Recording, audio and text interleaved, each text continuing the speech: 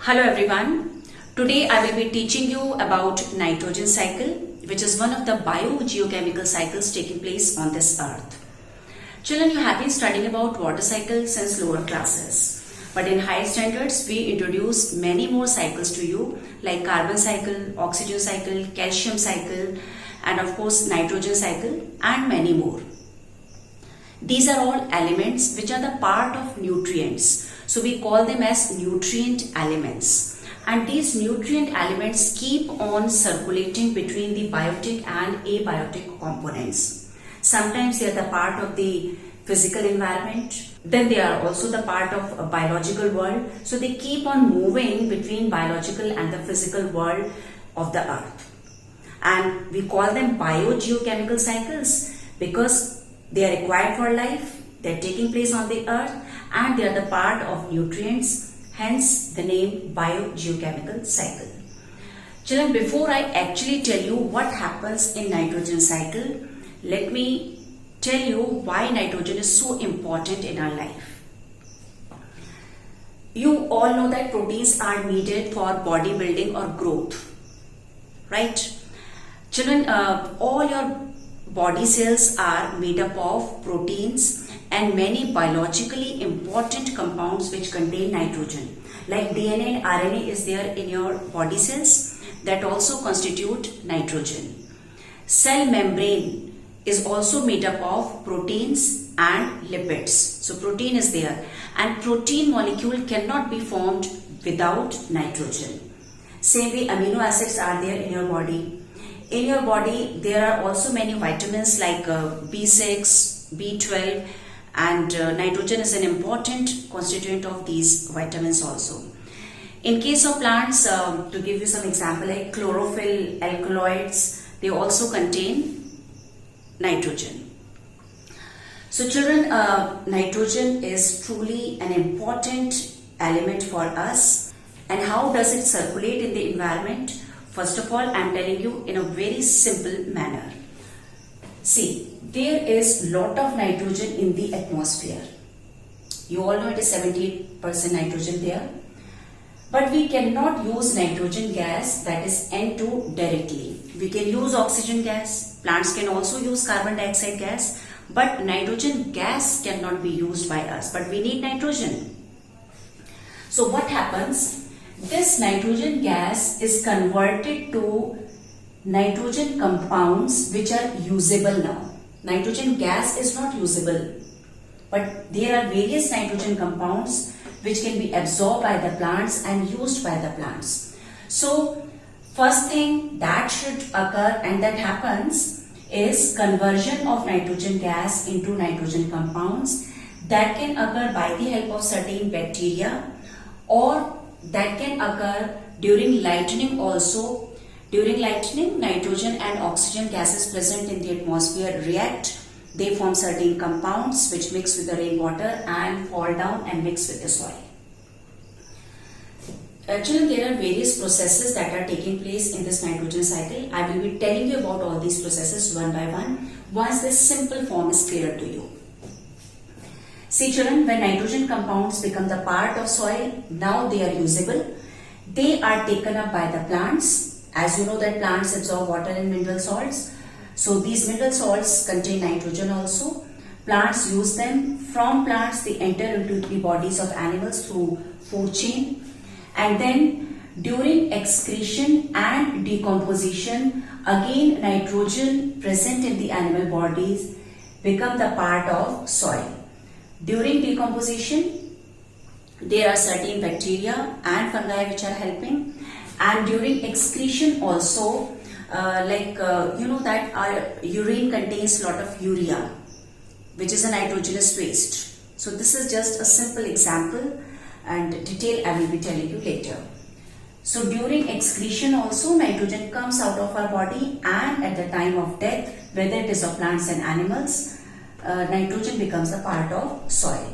This nitrogen will be again used up by the plants, but some nitrogenous compounds also convert back to nitrogen gas by the help of denitrifying bacteria. Now I am telling you about all the important steps which are there in nitrogen cycle. The first one is nitrogen fixation. Actually, the meaning of nitrogen fixation is to convert nitrogen into usable form, into some useful compound, and it occurs in three ways. One is biological fixation, another is atmospheric fixation, then there is industrial fixation.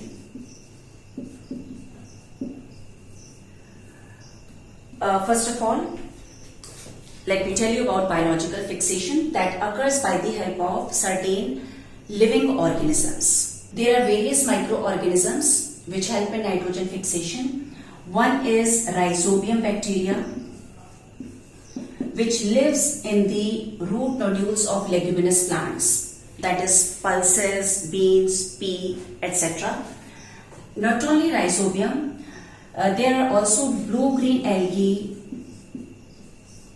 in the nature, and they also help in nitrogen fixation. Other than these, there are many free-living bacteria present in the soil like Azotobacter and Clostridium. All these can take nitrogen gas from the atmosphere and convert it into ammonium compounds or many nitrogen compounds which are usable form. So children, this is how biological fixation occurs. Next is atmospheric fixation.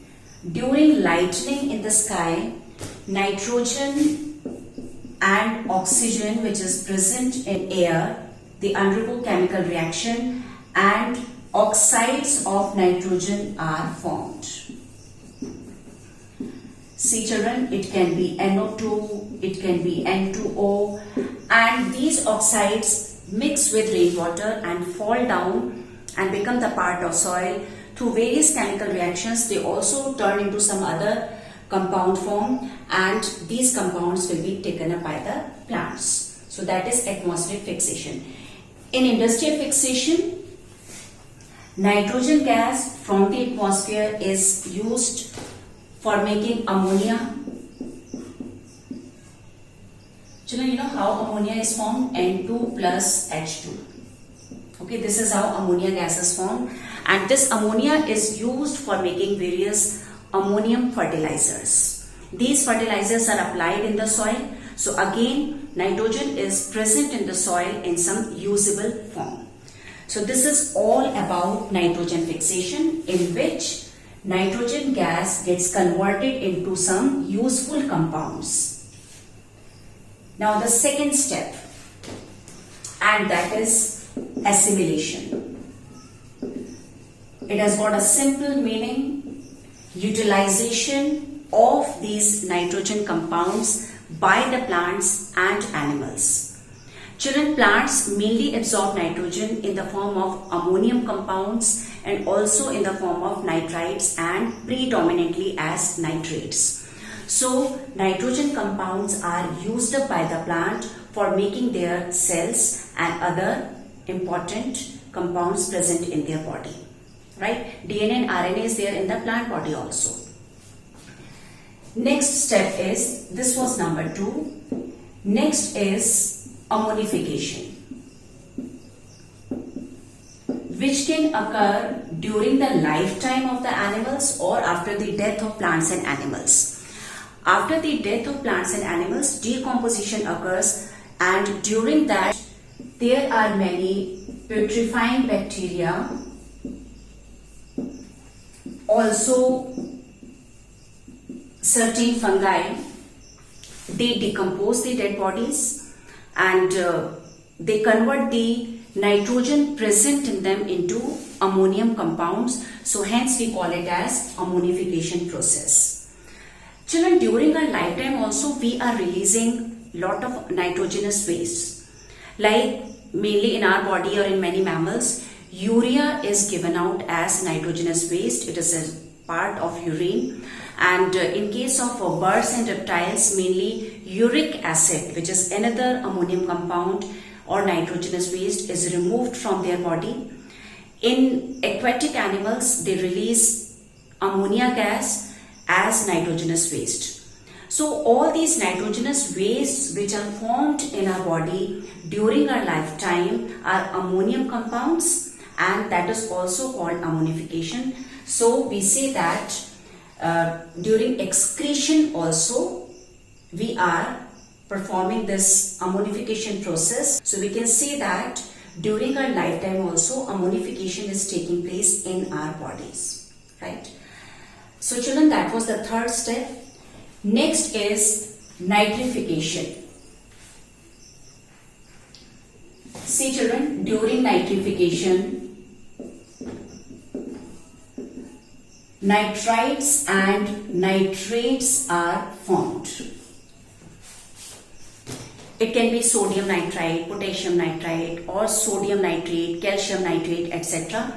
If in any formula you find that NO2 is mentioned in its formula, then it is called nitrite mineral salt. It can be nitrate also. I have written only half of the formula, right? So this is nitrite and this is nitrate. And when these nitrites and nitrates are formed from ammonium compounds, that is called nitrification. Children, for that certain nitrifying bacteria help. To give you the example of that nitrifying bacteria, one is Nitrosomonas, another is Nitrococcus. These bacteria mainly help in the formation of nitrites, right? Then children, there are also bacteria called Nitrobacter and a fungus called Penicillium. They help in the formation of nitrates. So children, all these microorganisms help in nitrification process and we call them as nitrifying microorganisms. And see, these three are kinds of bacteria and this one is an example of a fungus which are helping in this process. So I hope this is clear to you. Formation of nitrites and nitrates by the help of certain microorganisms from ammonium compounds is called nitrification.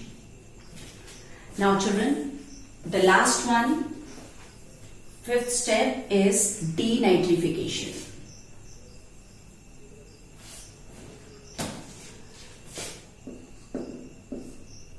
It is denitrification.